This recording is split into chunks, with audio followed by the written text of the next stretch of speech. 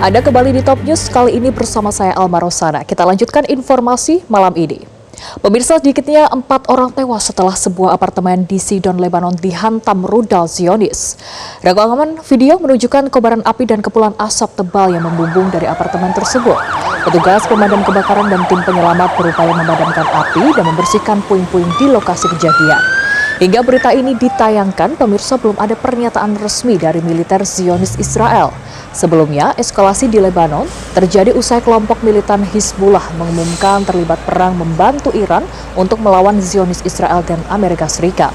Israel telah membalas dengan menargetkan beberapa desa di selatan dan melakukan serangan udara di pinggiran selatan Beirut. Menurut angka terbaru, serangan Israel di Lebanon sejak 2 Maret telah menewaskan 773 orang dan melukai 1.933 lainnya.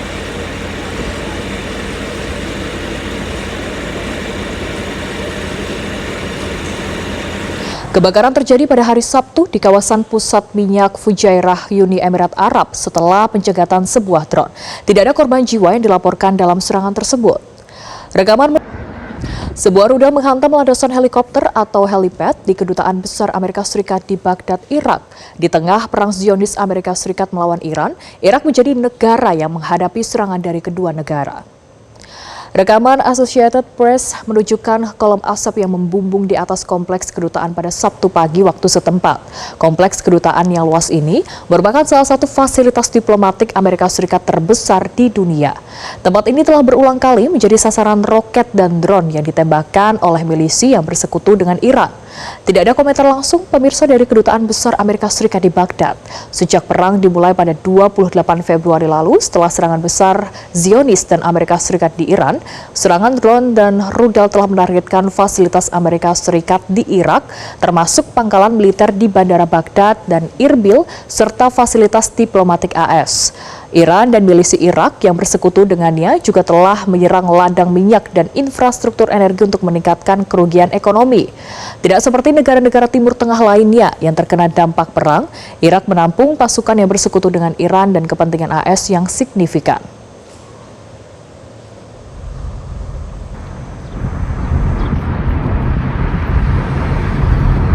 Gelombang balasan ke-47 Iran telah diluncurkan dengan sandi Ya Rasulullah, menargetkan militer AS Zionis. Balasan itu didedikasikan bagi syuhada Menhan, Iran Ali Shamkhani dan Kepala Staf Militer Iran Aziz Nasirzadeh yang dibunuh Zionis.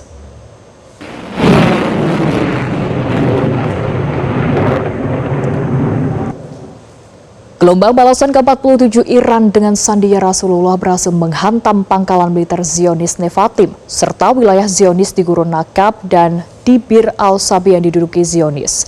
Selain itu, pangkalan AS di Al-Udeid juga berhasil dihantam dengan rudal Kheibar Shekan dan rudal Qadar. Korps Garda Revolusi Islam Iran mengatakan gerbang neraka terbuka semakin lebar bagi AS Zionis pembunuh anak-anak. Sebelumnya, pemirsa, pada gelombang ke-46, Iran meluncurkan balasan dengan sandi Ya Syahib al-Zaman yang didedikasikan bagi syuhada Muhammad Bagheri dan Gholam Ali Rashid yang dibunuh Zionis. Serangan balasan Iran berhasil menghantam 10 titik persembunyian dan akomodasi militer serta 3 titik kumpul militer Amerika. Dalam operasi tersebut, Iran juga menargetkan 7 titik di Tel Aviv, 2 titik di Rishon LeZion, dan 1 titik di Shoham di wilayah pendudukan Zionis. Selain itu, 3 titik kumpul militer AS di pangkalan Malek Sultan, Victoria, dan Erbil juga menjadi dihantam oleh rudal dan juga drone Iran. Sementara itu, pada gelombang 45, balasan Iran juga didedikasikan untuk para syuhada yang terbunuh dalam serangan AS Zionis di Sekolah Putri Syajare Taiba di Minab, Iran. Balasan itu dilancarkan bertepatan dengan Hari Al-Quds pada Jumat malam.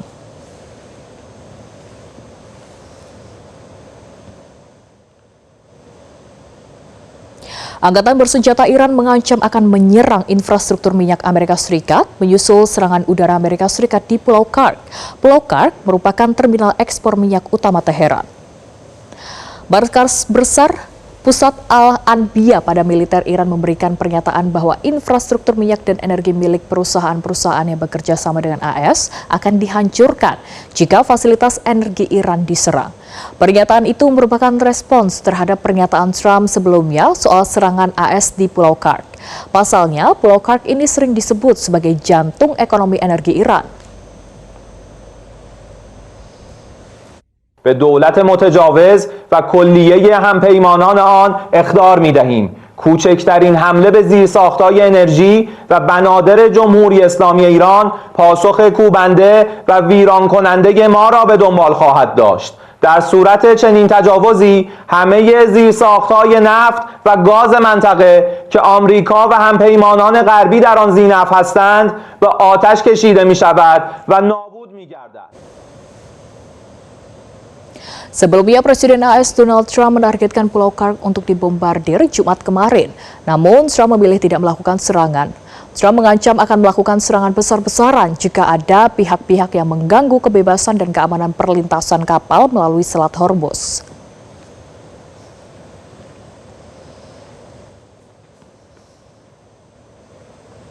Drone-drone balasan Iran menghantam markas pusat militer Zionis di Beersheba. Di lokasi itu terdapat pangkalan udara dan darat militer Zionis. Markas pusat militer Zionis Israel menjadi target serangan balasan masif drone-drone milik Angkatan Bersenjata Republik Islam Iran. Dalam pengumuman nomor 25, Angkatan Bersenjata Iran menyatakan serangan balasan ini didedikasikan bagi syuhada Legend Syahid Abdul Rahim Mousavi. Drone-drone penghancur dikerahkan untuk menargetkan markas pusat militer Zionis di Beersheba. Beersheba merupakan lokasi fasilitas militer strategis dan infrastruktur militer Zionis, termasuk sejumlah pangkalan angkatan udara dan darat Zionis. Selama ini pemirsa, rezim penjajah Zionis menyembunyikan rapat-rapat kehancuran yang dialaminya akibat balasan Iran dengan melakukan sensor berita dan melarang dokumentasi kehancuran.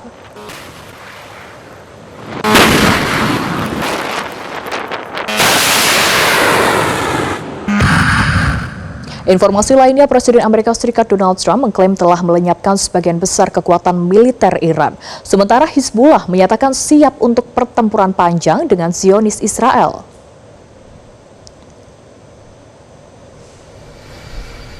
Trump mengklaim militer AS telah memperoleh banyak kemenangan besar dalam perang dengan Iran. AS disebut berada dalam posisi dominasi yang belum pernah dilihat siapapun sebelumnya. Saat dikonfirmasi kapan perang akan berakhir, Trump tidak dapat memastikan. Namun pemirsa, Trump memberikan kode bahwa AS jauh lebih cepat dari yang dijadwalkan.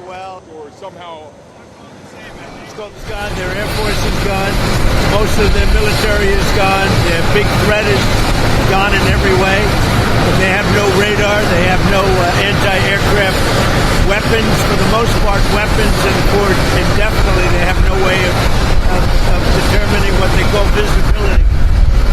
So just about everything is gone, and you'll see that. How long now do you think the war is likely to last? I can't tell you that. I mean, I have my own idea, but what good does it do? It'll be as long as it's necessary. They've been decimated. Their country's in bad shape. The whole thing is collapsing. If you read some of the fake news, it's like, oh, they're doing wonderfully. They're not doing wonderfully. They're doing the opposite. They're doing as bad as you can have. I would say this. I won't give you time, but we're way ahead of schedule. لمواجهة طويلة. Sementara itu, Sekretaris Jenderal Hizbullah Naim Qassem menyatakan pihaknya siap untuk konfrontasi panjang dengan Zionis Israel. Hizbullah disebut berada dalam posisi membela diri yang sah. Naim Qassem menegaskan ancaman musuh tidak membuat mereka gentar dan musuh akan merasakan murka mereka. لقد أعددنا أنفسنا لمواجهة طويلة وإن شاء الله سيفاجؤون في الميدان.